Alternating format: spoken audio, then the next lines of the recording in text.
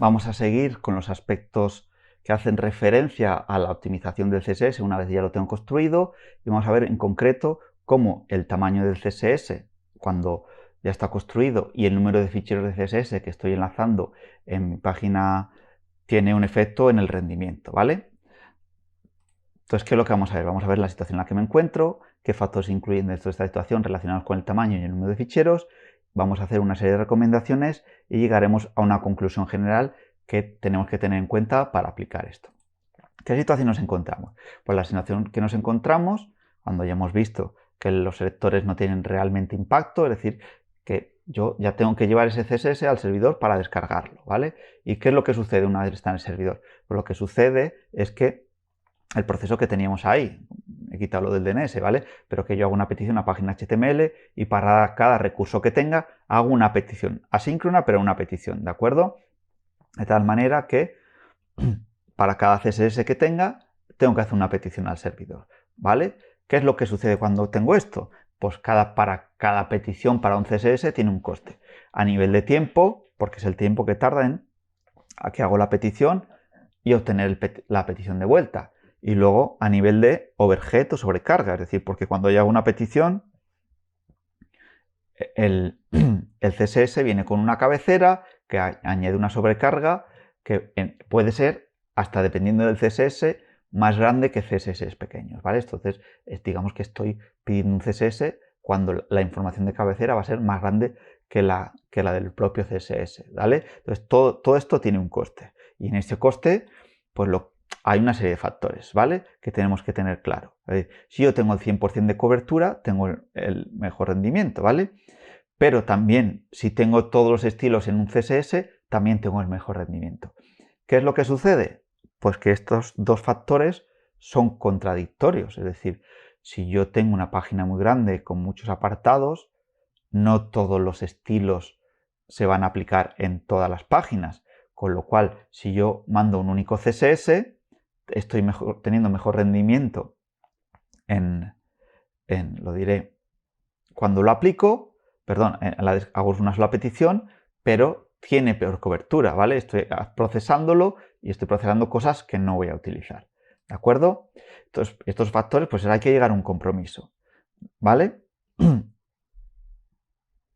Porque como yo he dicho, pues eso, para tener 100% cobertura tengo que partirlo, que lleva un trabajo, y si hago una sola petición, hace disminuir la cobertura. Entonces, en este compromiso hay una serie de recomendaciones que podemos hacer a la hora de tener en cuenta el tamaño del CSS y el número de CSS que yo puedo tener en mi página, ¿vale?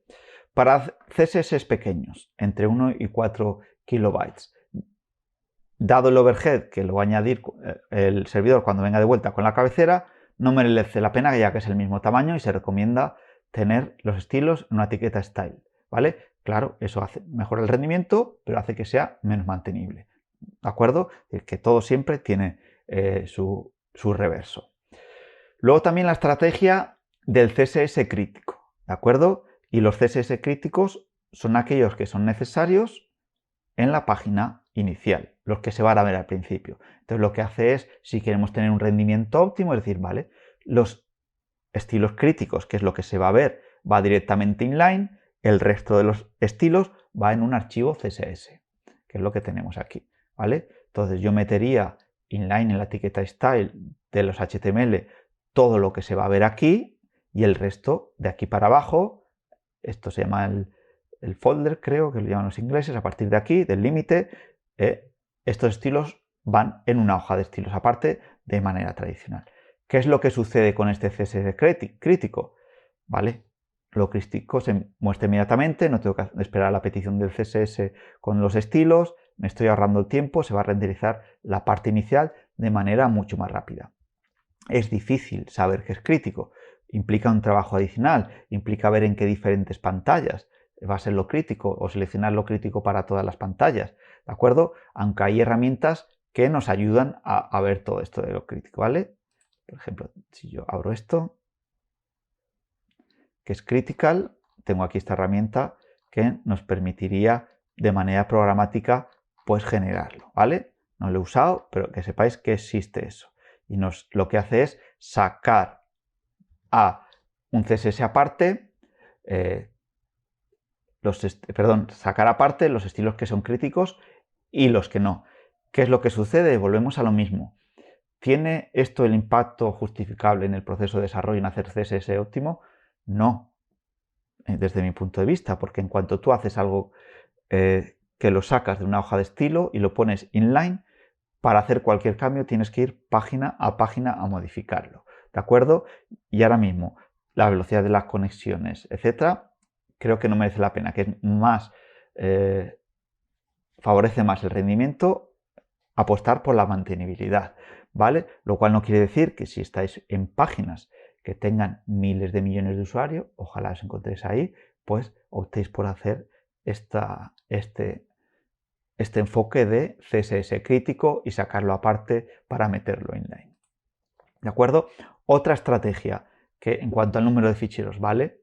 Yo pongo todo en un fichero, pero lo que hago es separarlo y hacer que solo se pidan aquellos ficheros que pertenecen al tamaño de pantallas con el que voy a trabajar, ¿vale? Entonces digamos que tengo varias peticiones, pero lo que hago es cubrir, tener más cobertura. Entonces tendría varias, ¿vale? Yo pongo esto de tal manera que para todos los tamaños de pantalla se pediría este, para los móviles este, para las tabletas este, y para los de escritorio este, y para imprimir este. De tal manera que si estoy en un móvil, descargaría estas dos, tendría mayor cobertura, porque todos los estilos propios para tabletas y escritorio no se descargarían y estaría teniendo una mayor cobertura, con lo cual desperdiciando menos tráfico y mejorando todo este rendimiento. ¿De acuerdo? Pero ya os digo, no hay una solución única, depende del tipo de página, del tipo de aplicación, cuál es el tamaño de mi CSS, si utilizo herramientas de terceros como Bootstrap, si tengo el critical, el tráfico de mi página, etc. Pero en todo caso siempre hay que medir el rendimiento y ver con herramientas como el Chrome DevTools cuánto tarda en descargarse el CSS y si eso tiene un impacto de verdad en el proceso de renderización de mi página. ¿De acuerdo? Bueno, pues hasta aquí este vídeo y para cerrar la sección 3, lo que vamos a ver es cuando yo ya he decidido cómo divido mis páginas, si hay que dividirlos, si tengo CSS crítico y no, vamos a ver otra estrategia enfocada siempre a aumentar el proceso, mejorar el proceso de carga, que es con el CSS ya acabado, lo voy a minimizar antes de pasarlo al servidor.